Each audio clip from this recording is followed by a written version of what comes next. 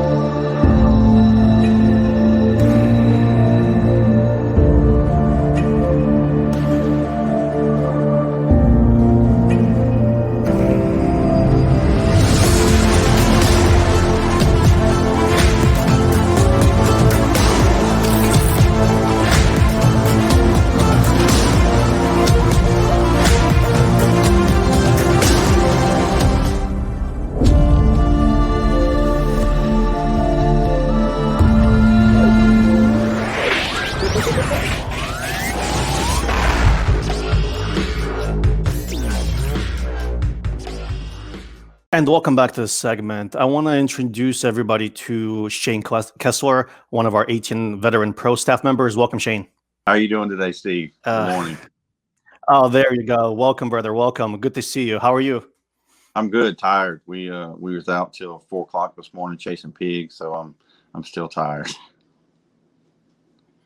Yeah, that was an exciting promo video showcasing X-Sight LTV in action, predator hunting. And, I want to talk to you today, Shane, about the new product, X-Sight LTV and predator hunting. You do a lot of hawk control with Rougarou, and you and Sean there in Louisiana.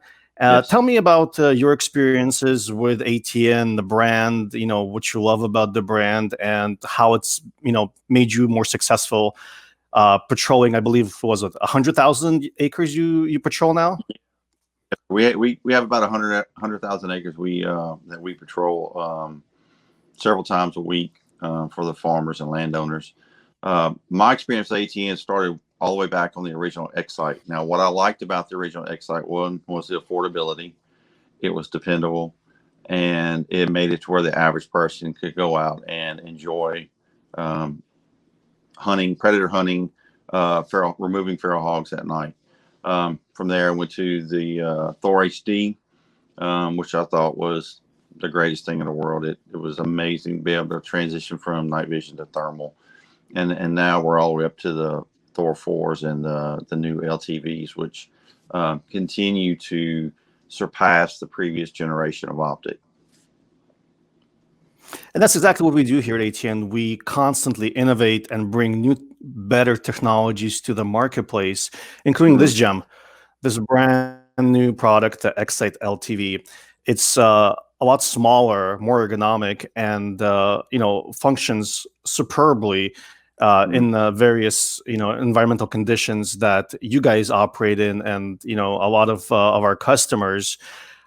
This product is very versatile. You can mount it on virtually any platform using standard 30mm rings,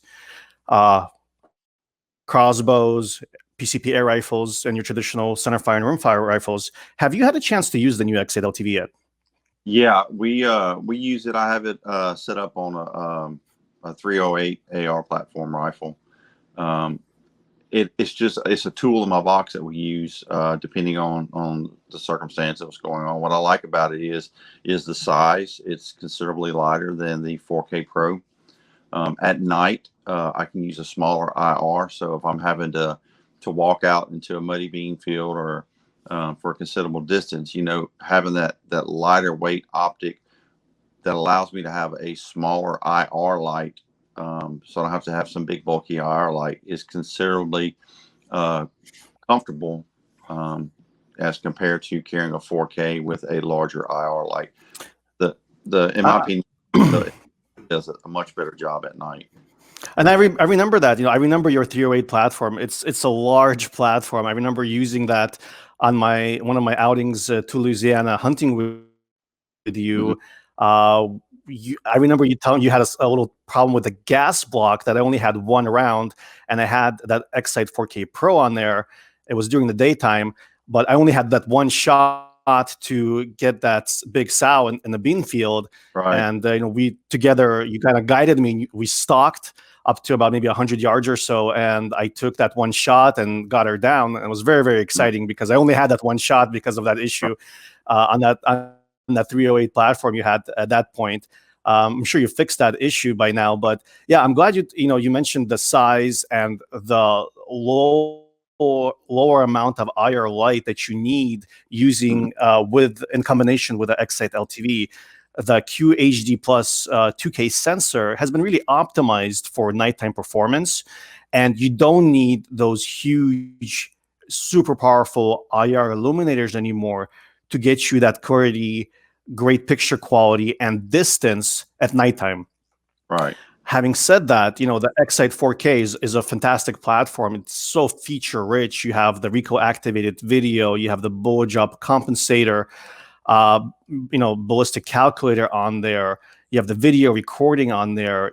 An incredible 18-hour battery life. That is really ATN's flagship day-night platform. But the X-Sight LTV has been introduced because what did our customers kept on telling us? They wanted a more streamlined, easier to use, simpler product line that they could mount, zero quickly, and go hunting right away, and record video also, because it's a major component nowadays where people want to showcase their hunts, their successes, their trophies, and share on social media with friends and relatives, just like you guys do. You and Sean take a ton of videos using our products and put them out there on YouTube and Facebook, and you've gathered quite a large following. Tell me a little bit about that. Yes, sir. So we're fortunate enough. We're very fortunate. We have a large amount of people that follow us. We have around 45,000 people that follow us on social media, just on our Facebook page. And for some, that may not seem like a whole lot, but for us, that's a lot. That means a lot to us. That's a large responsibility for us, because these people come to us and they know that we're just an average person. We do have access to a lot of property. It allows us to go out and kill these feral hogs and whatnot. So they want to know that, okay, this is the product they're using. They know we go out night after night, and we don't treat our gear gently. We treat it pretty rough. Oh no, I've seen you treat your gear. and it still performs night after night. Last night, I was walking through the bean fields. We've had a lot of rain here in Louisiana, and I know that if my rifle would have gotten into the mud for whatever reason, the optic would have been fine. And I actually had an issue at one point where, how we run, we keep our weapons mounted to the tripods, and we actually had an issue where a mount broke on that particular tripod, and the rifle fell and hit concrete, and so wasn't phased by it. We picked it up, got a new tripod for the gun, and still zeroed. Nice. No issues, no of any kind, and that's what I like about them. They're so rugged that we have no issues that we have to worry about. And zeroing is easy also, in case you do want to check your zero, like every responsible shooter out there. When you pull your rifle out of your your gun safe, you want to make sure that your zero is true. And with our one-shot zero, it makes things a lot more easier for everybody involved, because you save ammo, which is ungodly expensive now if you could find it. Even for people like me and you in the industry, where we have a certain connections to get ammo. It's still almost impossible to get ammo nowadays. But so this feature is a cost saving. One shot zero really helps. I've used it many times to zero our optics, and it really works really well if you follow the instructions and you do it correctly. You're right on the money. And the X-Sight LTV, we've retained that important feature. The one shot zero is in the X-Sight LTV. It also, we have lots of different reticles for various engagements. Do you have a preference on reticles or colors of reticles that it's easier for your eye when you're shooting? For me, seeing a green reticle my eye picks that up a lot better. And I've taken friends and other people out hunting before, and they're like, I can't really see this color. Some people prefer the black reticle. Some people prefer the red. I know Sean, he prefers red. He sees that better. I prefer the green T-post reticle. To me, it gives me more of a image of the target. It doesn't cover up contrast. And it allows me to put the T-post on a plane to where I can get fairly level with a running pig to be able to pull the shots off. Fantastic. Now tell me your experience with, let's say, the power consumption of our products. Tell me about the battery life. Has the battery life ever kind of let you down, where you were in the middle of a hunt and the juice just evaporated and you couldn't use the optic? Yeah, when getting back to the beginning, when we first started with the X-Sights, they run off the AA batteries, and it would take right. And we'd get about, I don't know, 4 to 5 hours of runtime before we'd have to change it out. So whenever ATN introduced the built-in rechargeable battery, I was like, well, in the past, looking at rechargeable batteries and how they operated, you saw that you would develop a memory in them, and over time, that memory would cause your battery to get a shorter lifespan. It's not the case. We literally, like I said, we started hunting last night at 8 o'clock and hunted till 4 o'clock this morning, and I can power up my optic right now, and I still probably have a little bit over half a battery life left. So for us, just the cost savings and not having to buy batteries is phenomenal. So we get that extra run time. We know if we go out with a full charge, we're going to run all night and not have any issues. Leave the optic powered on, and it just allows us to save money and to not have to worry about any battery issues. Right. I know you love thermal at the Thor 4, especially now, which is our new flagship. But I know that there is a place in digital day-night vision. Not everybody has the budget for thermal. It is a prohibiting factor for some. Tell me about your experience, particularly with digital night vision and the effective ranges you've noticed. Some of the environmental factors that have kind of put into account that made you kind of adjust things to be able to use it, because I know it gets humid and kind of foggy down south in Louisiana where you guys operate. I know that there is a place for digital night vision. I know that thermal is the greatest thing since sliced bread, especially for predator hunting at night. Things just pop up like Christmas lights at night. But digital night vision has its role, has its place. Tell me about your thoughts, your feelings about it. Yeah, again, like I said earlier, it's another tool we have in the box. For us, if you want to get a positive target ID, to know for sure that it, is a certain animal, the digital night vision allows you to be able to see, if you're using thermal and we see pigs, for example, and we're wanting to take out a target animal. In addition to this, we do a lot of different types of eradication as far as for hogs go, and we do certain things that it may seem odd to some people, but we do selective removal on some target animals. If we have a group of pigs that we're trying to dumb down, for example, we want to get rid of that lead sow that's always giving us fits to where she busts us because of the wind or whatever. we can use that optic to target that specific sow to remove her, and later on we can come back and effectively wipe out the entire sounder because we've dumbed them down.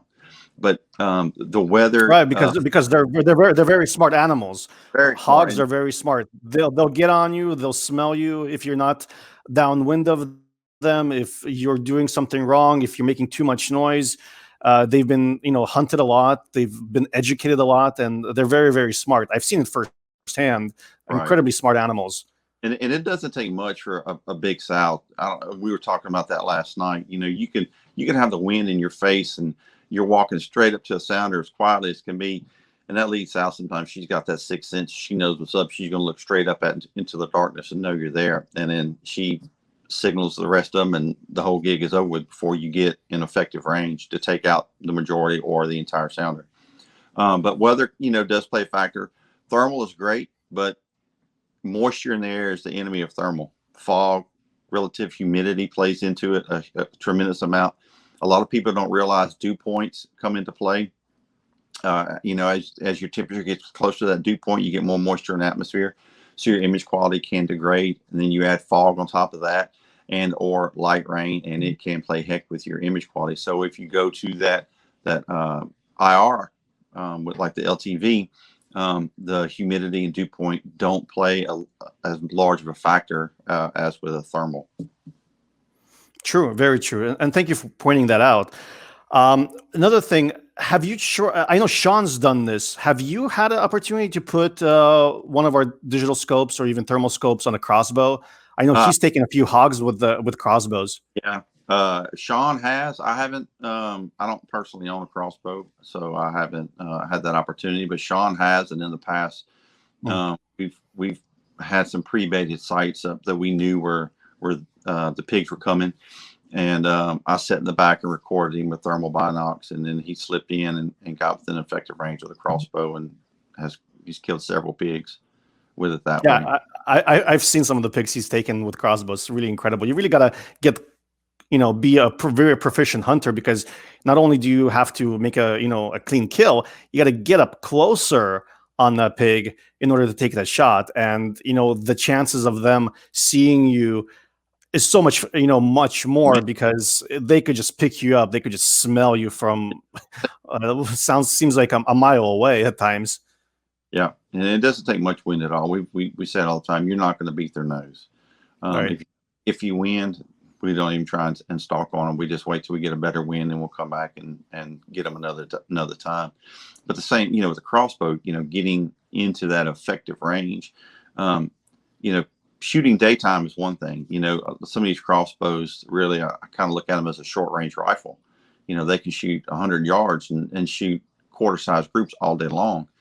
But when you add in that factor of night, it makes a huge difference, because you're looking at something with a digital optic versus pins or some other type of aiming device.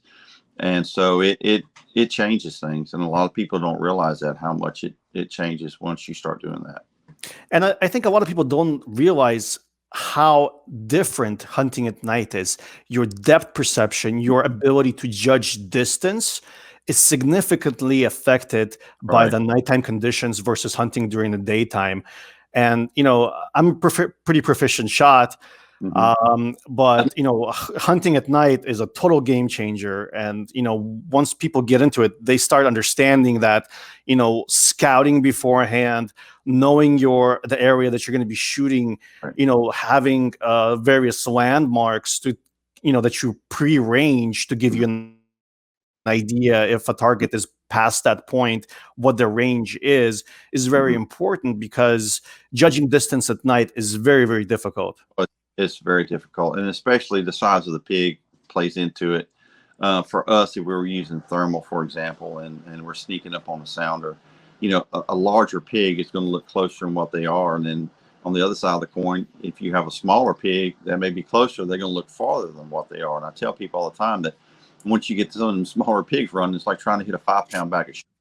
You really don't know your yardage. So you're trying to, if you see bullet splash, that tells you, hey, I'm too short, or, and you can adjust from there. But it makes a huge difference.